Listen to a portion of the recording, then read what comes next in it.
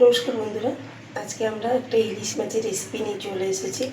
সেটা হচ্ছে তোমার কলা পাতায় সর্ষে পোস্ত দিয়ে ইলিশ ভাপা। দেখুন, এখানে আমার 6 পিস ইলিশ মাছ নিয়ে নিয়েছি। সাদা সর্ষেটা বেটে নিয়েছি। এবার পোস্তটা বেটে নেব। গোটা কলা পাতাটা দুয়াতে করে কেটে নিয়ে এবার আমি এটা আস্তে করে খুব সাবধানে এরকমভাবে কেটে নিয়েছি।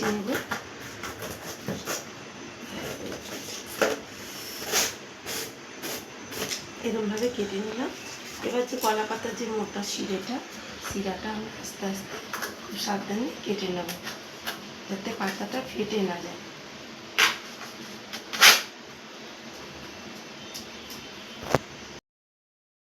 এবার কলা পাতাগুলো আমি এরকম ছোটো ছোটো করে কেটে নিয়েছি। নিয়ে এবার এগুলোর মধ্যে আমি একটু গুঁড়ো দিয়ে দেবো। ভালো করে ধুয়ে পরিষ্কার করে মুছে নিয়েছি। এর মধ্যে একটু সর্ষের তেল দিয়ে দিয়েছি। এবার বুরুশ দিয়ে তেলটাকে আমি পুরো কলা পাতাটা এরকমভাবে মাখিয়ে নেব।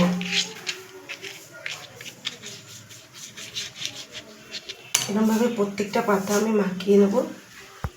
একটু আমি কলা পাতাটা ছেঁকে নেব।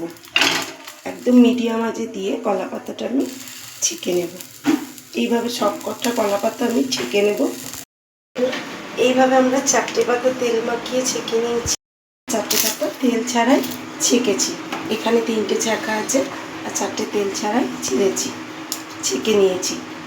এখানে দেখুন, আমি ইলিশ মাছের মধ্যে সর্ষে বাটা নিয়ে নিয়েছি। সর্ষে লঙ্কা 2-1টা বেটেছি, যেহেতু কাঁচা চিড়ে দেবো। আর সাদা সর্ষে আর পোস্ত বাটা আর হলুদ, আর একটু নিয়ে নেব নুন,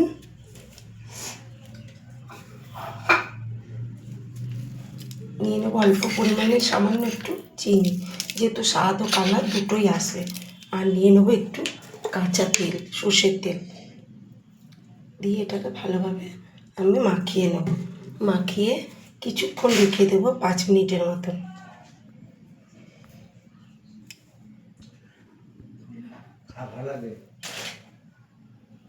দেখুন, 8টা যে পাতা আমি ছেঁকে নিয়েছিলাম, তার মধ্যে 4টে তেল মাখানো ছিল, 4টে তেল ছাড়া ছিল। ছেঁকে নিয়েছিলাম। এই 8টা পাতার মধ্যে আমি যে তেল ছাড়া পাতাটা ছেঁকেছি, তার উপরে আমি তেল মাখানো পাতাটা দিয়ে দেব। দিয়ে এবার আমি 2 পিস করে মাছ দিচ্ছি।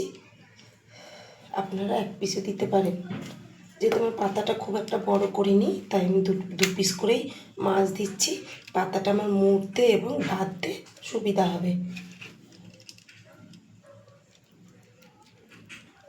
এইভাবে আমি মাছগুলোর মধ্যে এটা দিয়ে ভালো করে মুড়ে নেব। দেখুন, আমি দুটো এইভাবে সাজিয়ে নিয়েছি।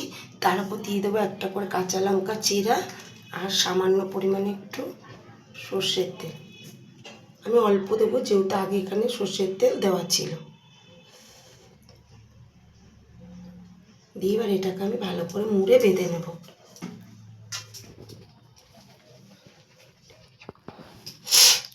দেখুন, আমি এরকম ছোট বড় সরু দড়ি নিয়েছি, সুতো জামা কাপড় সেলাই করা। এবার এটাকে আমি ভালো করে এরকমভাবে আস্তে করে খুব সাবধানে মুড়ে দেবো।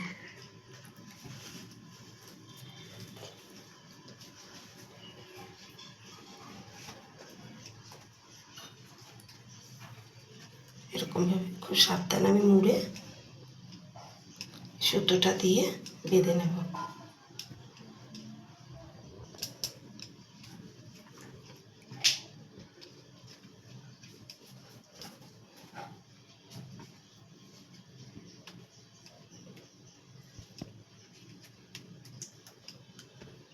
ওইভাবে চারিদিকে দিয়ে আমি ভালো করে বেঁধে নেব।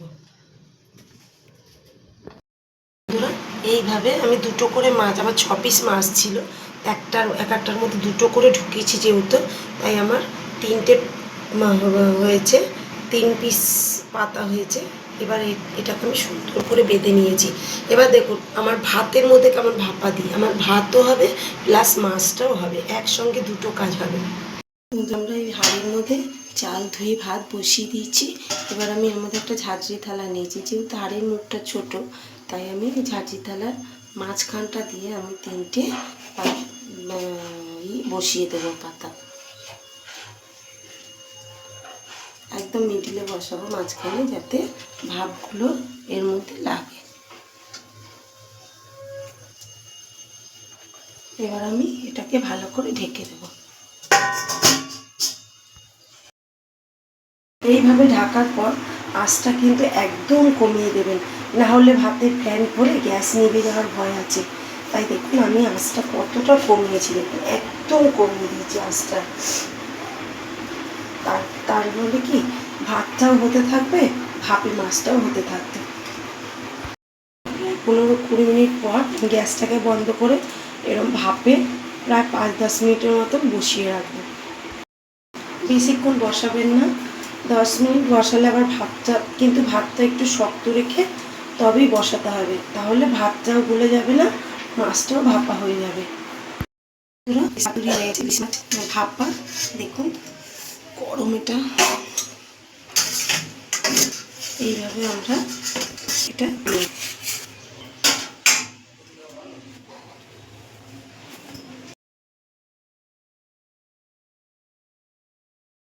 দেখুন বন্ধুরা, এইভাবে একবার করে খেয়ে দেখবেন বাড়িতে। আশা করি বাচ্চা বড় সবাই খুব ভালো খাবে। ভালো লাগলে একটা লাইক এবং সাবস্ক্রাইব করে দেবেন। ভালো থাকবেন, সুস্থ থাকবেন। দেখা হবে পরের একটি রেসিপি নিয়ে।